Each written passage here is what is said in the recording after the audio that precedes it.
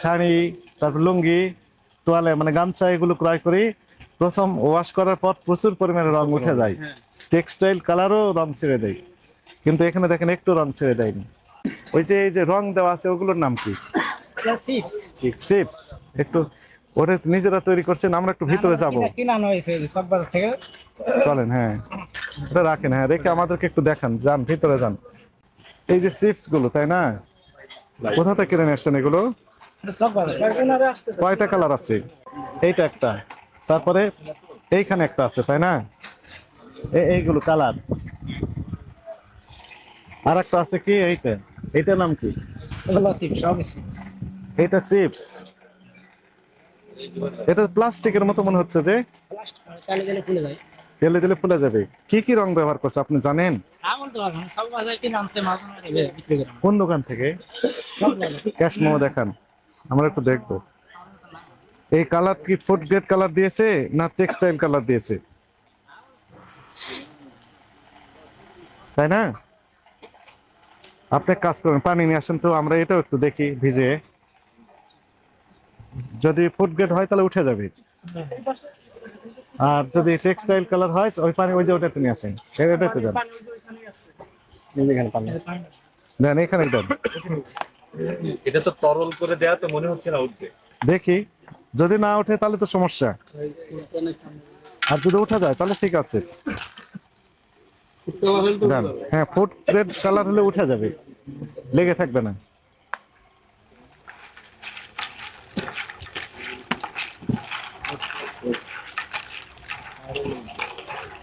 আচ্ছা, আমরা একটু অপেক্ষা করি।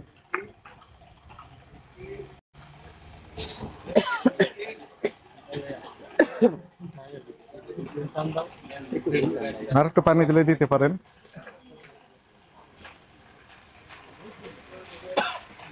ঠিক আছে, রাখেন। হ্যাঁ, কিছুক্ষণ সময় আমরা অপেক্ষা করি।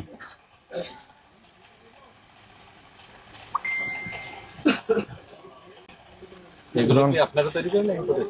আরে কিনা হয়েছে সব বাজার থেকে। ফুড গ্রেড কালার কত দাম আপনার আইডিয়া আছে? আরে নাম বিক্রি হয় না।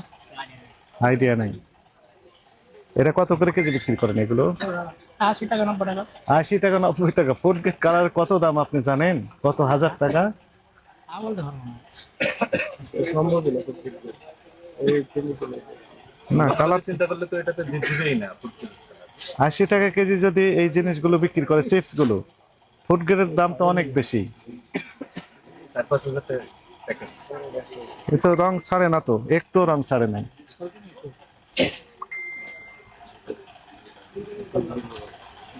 ইভেন আমরা যে শাড়ি, তারপর লুঙ্গি, তোয়ালে মানে গামছা এগুলো ক্রয় করি, প্রথম ওয়াশ করার পর প্রচুর পরিমাণে রং উঠে যায়, টেক্সটাইল কালারও রং ছেড়ে দেয়। কিন্তু এখানে দেখেন একটু রং ছেড়ে দেয়নি।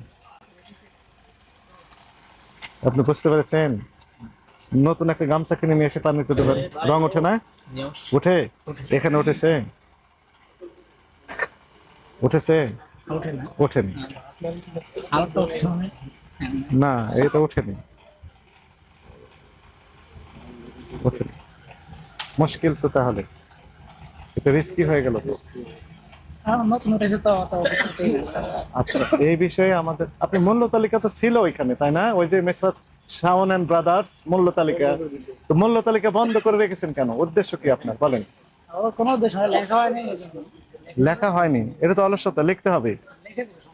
লিখে দিবে, এখন লেখেন, এই লেখেন মূল্য তালিকা নাই, এটা একটা বিষয়। এই বিষয়ে ব্যাখ্যা দিতে হবে, কোথা থেকে কিনেছেন ক্যাশ মেমো দেখাতে হবে আমাদের। না দেখালে এই বিষয়ে আপনাদের বিরুদ্ধে আমরা আইনগত ব্যবস্থা নেব। আর যদি ক্যাশ মেমো দেখাতে পারেন, মালিক দেখান, সেক্ষেত্রে যেখান থেকে কিনেছেন ওই প্রতিষ্ঠানে আমরা দেখবো যে আসলে উনি কোথায় পেয়েছেন। ছোলা কত করে বিক্রি করেন? 100 টাকা। চমৎকার। কিন্তু তো মূল্য তালিকা না থাকলে তো বুঝবে কি হবে? বড় দোকান আপনার মূল্য তালিকা থাকা উচিত ছিল। ঠিক আছে, আপনি জরিমানাটা পরিশোধ করেন। দ্রুত করেন। আর এই যে রসিদ গুলো রাখবেন, ওই যে চিপসের লাল চিপস কোথা থেকে এনেছে সবকিছু রাখতে বলবেন, এটা অধিকতর তদন্ত হবে। ঠিক আছে, এখন এটা যেটা রায় হয়ে গেছে এটা পরিশোধ করেন। আপনার মহাজনকে পরে আপনি কথা বলবেন, আর যদি না হয় তাহলে আমাদের দোকান সিলগালা করতে হবে। দ্রুত করেন, দ্রুত করেন। আমাদের অফিসে আগামীকাল সকাল 10টার ভিতর পৌঁছায় দেয়। অফিস আমাদের ওখানে লেখা আছে রিসিটে। আমাদের ভোক্তাদেরও সচেতন হতে হবে, তাই না? হ্যাঁ, রঙিন জিনিস কেন খেতে হবে? দেখতে সুন্দর তো। ন্যাচারাল কালার যেটি, সেটি যদি আমরা পছন্দ করি তাহলে ইনারা এই রং মেশানোর সুযোগটা পাবেন না। ন্যাচারাল চিজ আছে যেগুলো। হ্যাঁ, সেটাই আমরা যদি খেতে চাই সেটা খেতে পারি। ঠিক আছে। সবাইকে দায়িত্বশীল হতে হবে, তাই না? এখন চলেন তাহলে আগামীকাল সকাল 10 ঘটিকার মধ্যে এখানে ঠিকানা আছে কিন্তু আমাদের এই অফিস। পৌঁছা দিবেন রিসিট। ওই কি পৌঁছাবেন? Cash memo. ঠিক আছে। জাতীয় ভোক্তা অধিকার স্বর্ণাঙ্গ অধিদপ্তরের মহাপরিচালক মহোদয়ের নির্দেশনায় দেশব্যাপী একযোগে এই নিত্য প্রয়োজনীয় পণ্যের মূল্য যৌক্তিক, স্বাভাবিক এবং ভোক্তাগণের ক্রয় ক্ষমতার মধ্যে রাখার লক্ষ্যে এবং একই সাথে সরবরাহহীন যথাযথ রাখার লক্ষ্যে এই অভিযান পরিচালনা করা হচ্ছে। ঢাকা মহানগরীতে 13টি টিম একসাথে কাজ করছে বিভিন্ন গুরুত্বপূর্ণ বাজারগুলোতে। আমরা কারণ বাজারে এসে যেটি আমরা দেখলাম যে শসা, বেগুন, আলু, পেঁয়াজ সহ অন্যান্য যে সকল নিত্য প্রয়োজনীয় পণ্য রয়েছে, সকল পণ্যের পর্যাপ্ত সরবরাহ রয়েছে এবং দাম ভোক্তাদের নাগালের মধ্যে রয়েছে।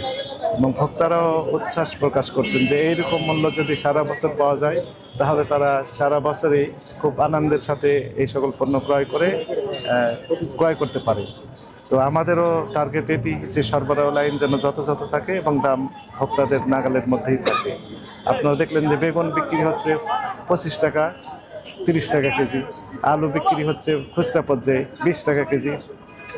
এক পাল্লা 100 টাকা, 20 টাকা কেজি।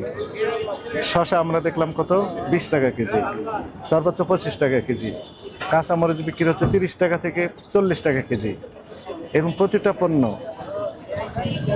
একদম ভোক্তাদের নাগালের মধ্যেই রয়েছে দাম এবং সরবরাহ পর্যাপ্ত রয়েছে। একই সাথে আমরা দেখলাম ছোলা বিক্রি হচ্ছে এখানে 100 টাকা কেজি, যে ছোলাটি প্রথম রমজানের দিকে 110 টাকা পর্যন্ত বিক্রি হয়েছে, কিন্তু এখন আর একটু কম দামে বিক্রি হচ্ছে। একই সাথে আমাদের একটা কনসার্ন ছিল যে ভোক্তাদের পক্ষ থেকে আমরা কিছু অভিযোগ পেয়েছিলাম যে হলুদ এবং মরিচের গুঁড়ার সাথে অথবা ইটের গুঁড়া মিশানো হয় অথবা আটার সাথে যে টেক্সটাইল কালার মিশিয়ে এগুলো বিক্রি করা হচ্ছে কিনা, সেই বিষয়ে আমরা সরেজমিনে তদন্ত করে দেখলাম যে না, সেরকম প্রমাণ আমরা আসলে পাই নাই। তবে আমাদের যে মনিটরিং সেটি অব্যাহত থাকবে। অসাধু ব্যবসায়ীরা কোনোভাবেই যেন এই কার্যক্রম যেন পরিচালনা করতে না পারে সেই বিষয়ে আমাদের নজরদারি থাকবে এই সকল মিলগুলোতে।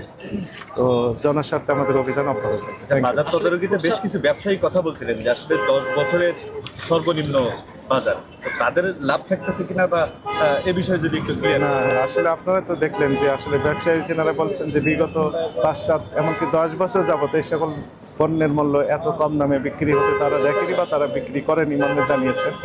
আমাদেরও অবজারভেশন আসলে এইরকমই যে এত কম দামে এই সকল পণ্য যে বিক্রি হয় এটি আসলে এই বছরই আমরা দেখতে পাচ্ছি। এটি সকলের জন্যই পজিটিভ। তবে আমাদের আরেকটা বিষয় খেয়াল রাখতে হবে, কৃষকরা যেন এই বিষয়ে লুজার না হয়, অর্থাৎ তাদের যে উৎপাদন খরচ তার সাথে কিছু যৌক্তিক লাভ যেন তারা পায়, এই বিষয়ে আমাদের মাথায় রাখতে হবে। আমরা দেখলাম যে খুচরা পর্যায়ে আলু বিক্রি হচ্ছে 20 টাকা, কিন্তু পাইকারি ওনারা কিনেছেন 17 টাকা কেজি। যদি এখানে 17 টাকায় কিনে থাকে তাহলে কৃষকরা আরও কম দামে বিক্রি করেছে। কিন্তু যদি 1 কেজি আলু উৎপাদন কস্ট যদি 18 টাকা 20 টাকা হয়ে থাকে তাহলে সেই পর্যন্ত টাকা তো কৃষকদের আমাদের দিতে হবে। এই বিষয়ে যথাযথ কর্তৃপক্ষ ভেবে দেখবেন এবং প্রয়োজনীয় ব্যবস্থা নেবেন, এটিও আমাদের আহ্বান থাকবে। Thank you. খুচরা বাজারে অভিযান পরিচালনা করে আসলে কতটুকু সুফল নিয়ে আসা সম্ভব বলে আপনার কাছে মনে হচ্ছে? আমাদের টিম পাইকারি উৎপাদনকারী প্রতিষ্ঠান থেকে শুরু করে বিপণন, পাইকারি, ডিলার এবং খুচরা সকল স্তরেই আমরা মনিটরিং কার্যক্রম পরিচালনা করে থাকি। আপনি যেমন বলছেন যে খুচরা পর্যায়ে শুধু আমরা যাই, এইটি যথাযথ নয়।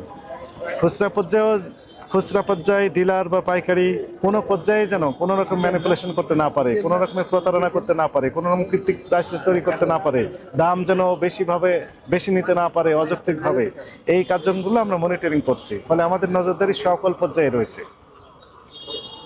Thank you.